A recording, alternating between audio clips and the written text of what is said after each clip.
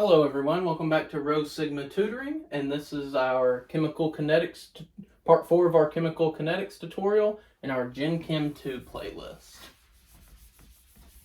Alright, so last time we talked about the integrated rate law and the half-life equations, so now we're going to be talking about, first off, the collision theory of chemistry. So what the collision theory states is that for molecules and atoms to react, they need to satisfy two things. So, collision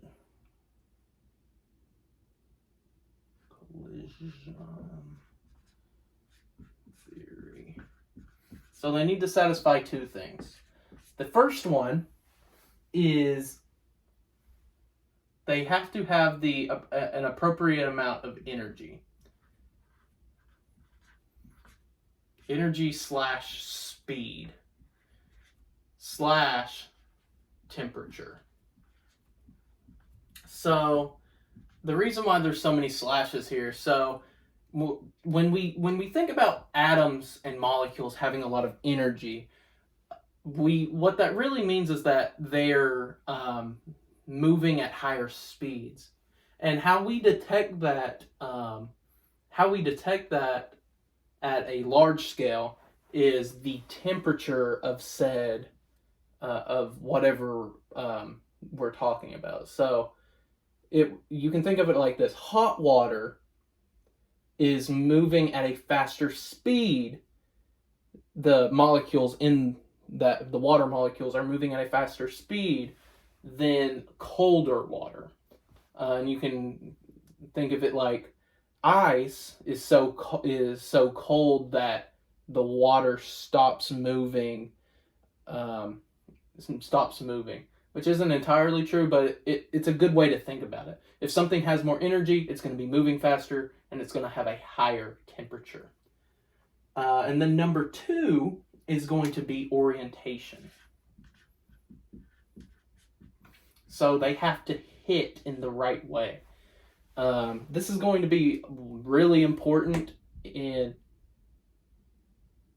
organic chemistry, because if something doesn't react, if two molecules don't hit in the right way, then they're not going to react. So now that we know these two things, let's move on.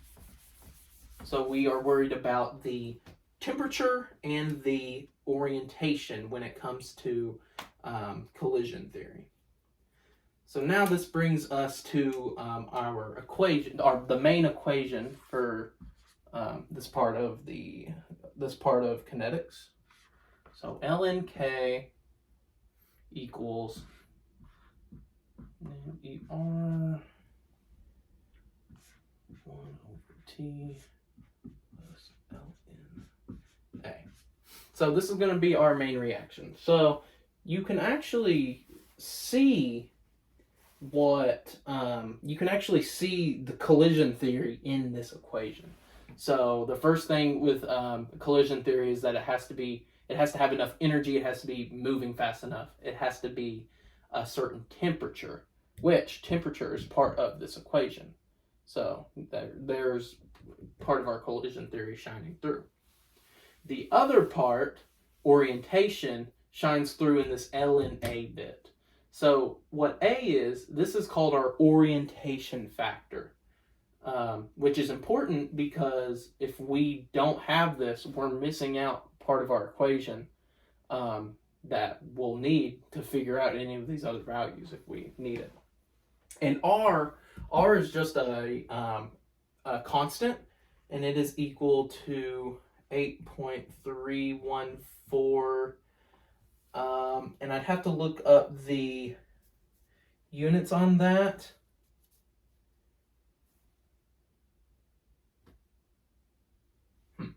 Yeah, I'll have to look up the units on that. But it's a different R value than you used in the gas laws section. So now that we know what that is, let's talk about how this is going to be asked in your practice problems and such. So notice that we have 1, 2, 3, 4 different variables. So just like in the past, they're going to be giving you 3 of these variables, and you're going to be finding the fourth one. Most of the time, they're going to be asking you to find the rate constant or the activation energy, because these two are the biggies. These two are more side. They're more pushed to the side. But most of the time, you're going to be asking for these. But if you can find these, you can find the other ones. So let's talk about those astute among you will recognize that this kind of looks like a slope of the line. And just a little reminder, the slope of a line is y equals mx plus b. Now, in this case, let's just talk about a negative slope. So you'll look at this and you'll say, hey, the Arrhenius equation looks just like this line of a slope. You know, ln k is your y value. This EA over R is your slope. 1 over t is x, and then b is the natural log of the orientation factor. So what if we were to make a graph of this? So x and y. So x would be 1 over temperature, and then y would just be ln k. And we know that the line is going to be going down, because that's what we got up here.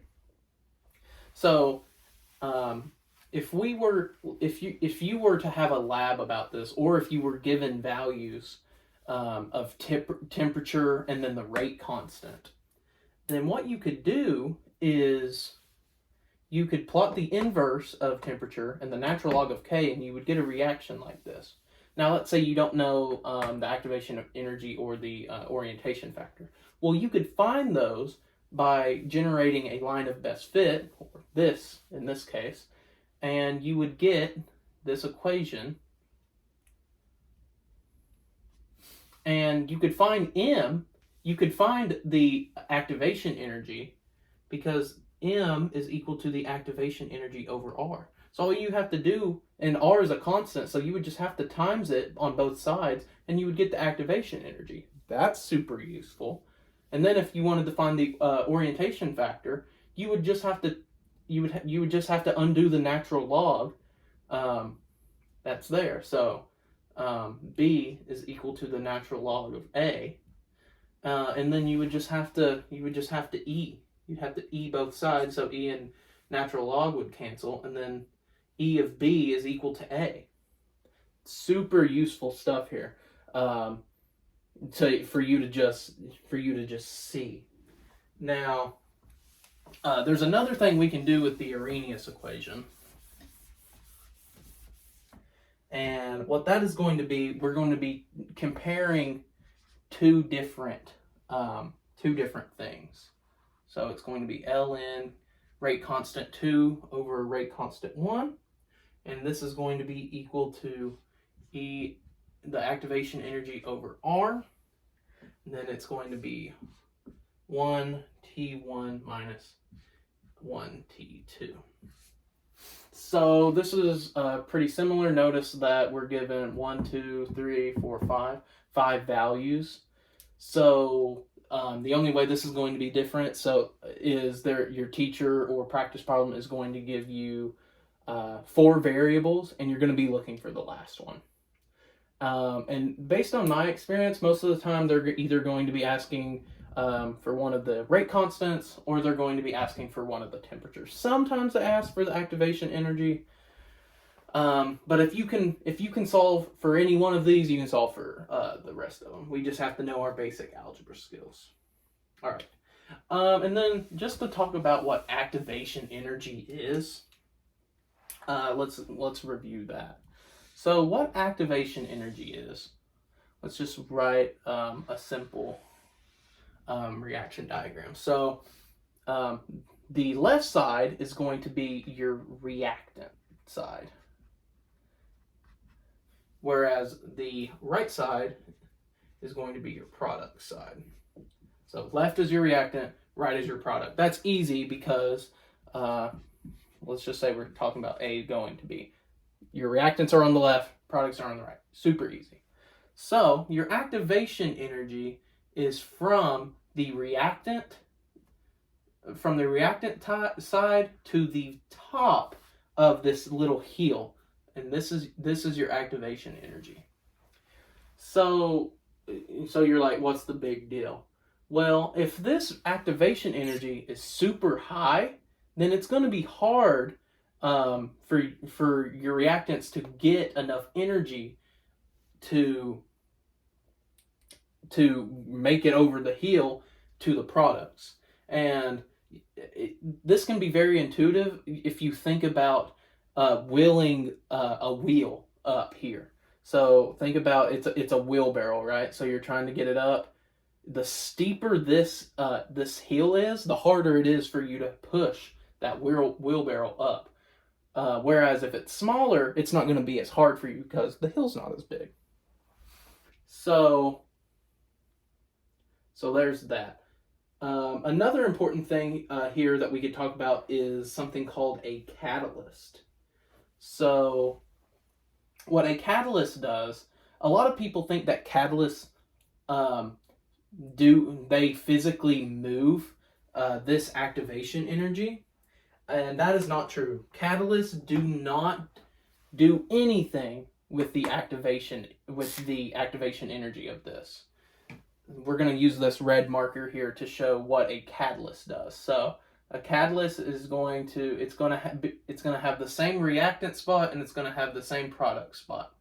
What it is going to do, a catalyst provides a different pathway to do the same reaction. So notice that in this one, the activation energy for the catalyst is a lot lower, which means that the reaction is going to prefer to do this one if it has the catalyst.